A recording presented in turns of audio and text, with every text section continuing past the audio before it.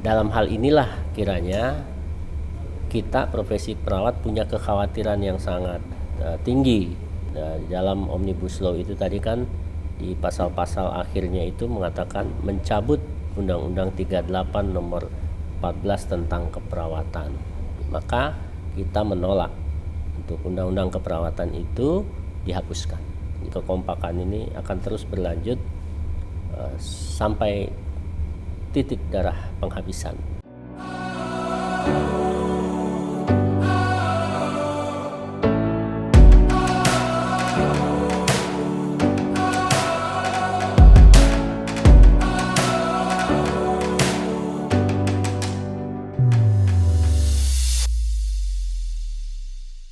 Assalamualaikum warahmatullahi wabarakatuh. Kembali lagi bersama saya Afi di podcast Info Perawat.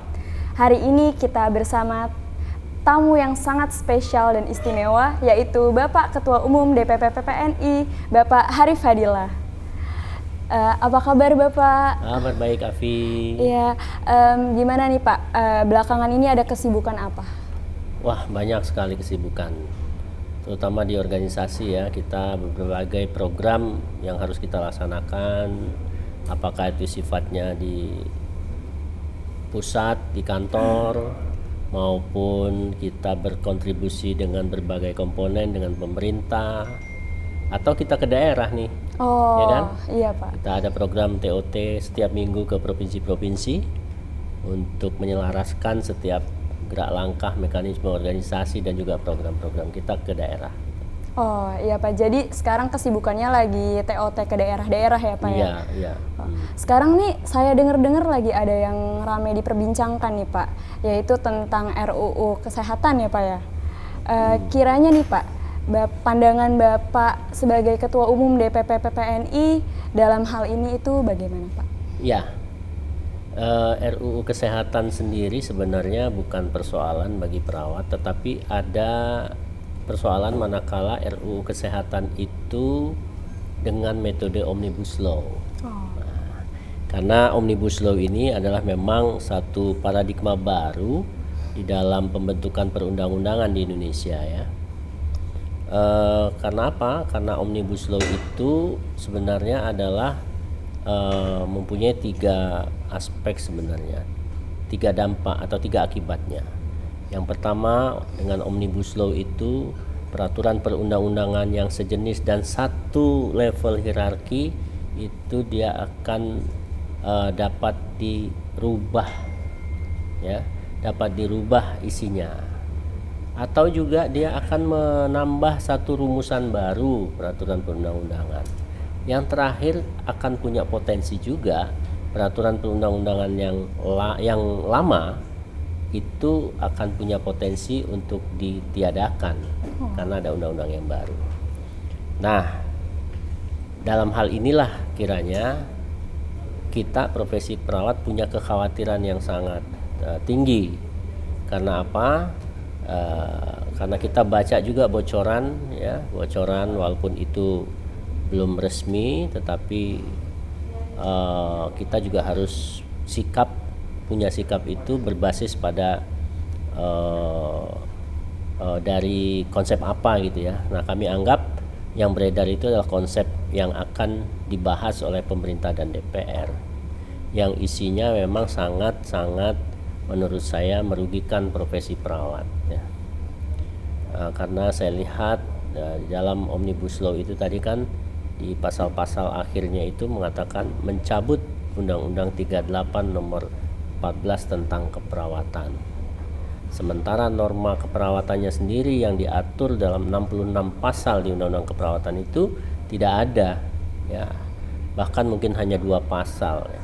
Ini artinya kalau memang itu menjadi dasar untuk pembahasan, maka Undang-Undang RUU Kesehatan dengan metode Omnibus Law ini adalah sebuah kemunduran yang dapat memperlemah profesi perawat dalam konteks pemberian pelayanan kesehatan, memperlemah profesi perawat untuk bisa menjadi lebih profesional dan diakui, dan memperlemah profesi perawat untuk bersaing di era global ya.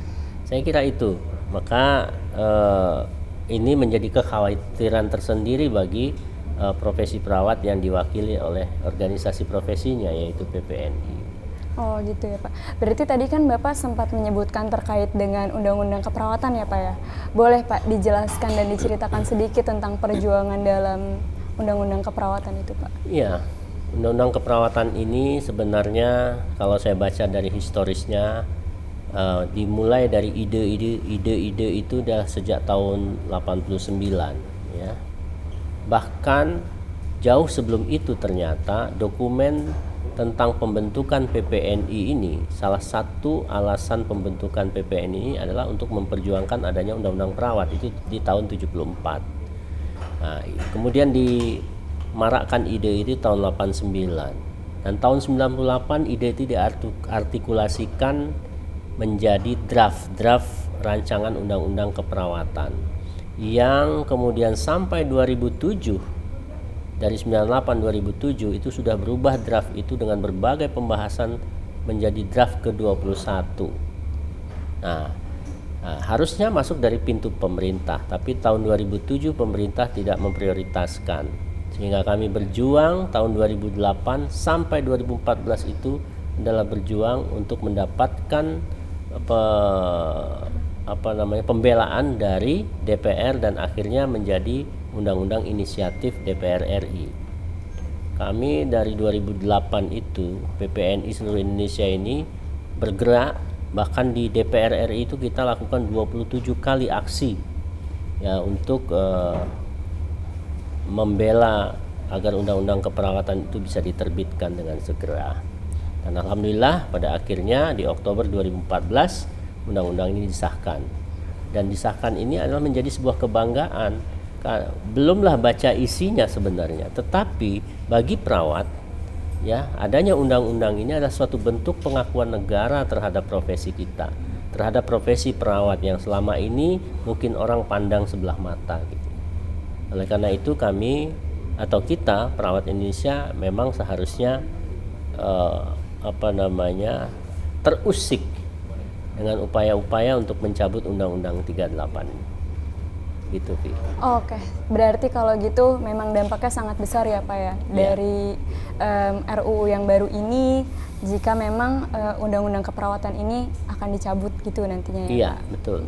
Karena saya kira kalau dia tidak ada, maka pengaturan keperawatan itu akan didegradasi kepada peraturan yang lebih rendah. Ya. Kalau peraturan lebih rendah, apalagi peraturan menteri, itu gampang sekali berubah. Ya, jadi kalau sebuah fondasi yang rapuh, mana bisa untuk menegakkan sebuah rumah yang kokoh. Ya. Kerapuhan sebuah regulasi itu, salah satu cirinya regulasi yang rapuh itu adalah gampang berubah. Nah, gampang berubah ini karena apa? Potensinya besar. Kalau sifatnya masih keputusan menteri, menterinya ganti pula. Presidennya ganti juga. Ya. Jadi ini persoalannya, sehingga subjektivitas di dalam konteks ini akan menjadi lebih tinggi. Maka kita menolak untuk Undang-Undang Keperawatan itu dihapuskan. Gitu. Oke, kalau gitu berarti PPNI secara tegas menolak Undang-Undang Keperawatan ini dihapuskan dan juga berharap PPNI ini tetap bersatu ya Pak ya, berarti menjaga Undang-Undang Keperawatan itu sendiri ya Pak?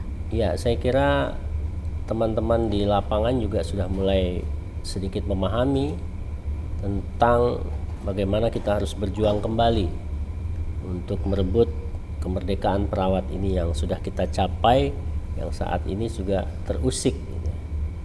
Jadi insya Allah melalui rapat pimpinan nasional ini kita melihat satu padu, ya, kesatuan padu di antara kita, dan mudah-mudahan kita tindak lanjuti sampai ke tingkat yang bawah. Jadi itu, dan mudah-mudahan saya rasa kekompakan ini akan terus berlanjut sampai titik darah penghabisan. Oke, siap.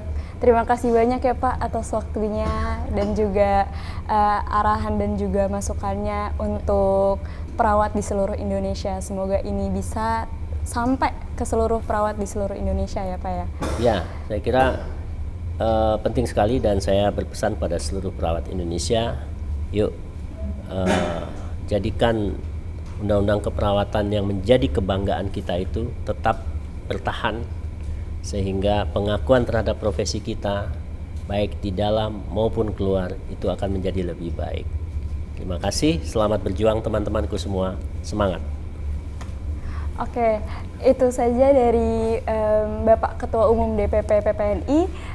Saya Afi dari Info Perawat. Jangan lupa like, subscribe, and comment. Dan juga sampai bertemu di lain kesempatan. Wassalamualaikum warahmatullahi wabarakatuh. Waalaikumsalam. Makasih Pak. Makasih Afi. Siap Pak. Good luck. Ya, Pak. Good job.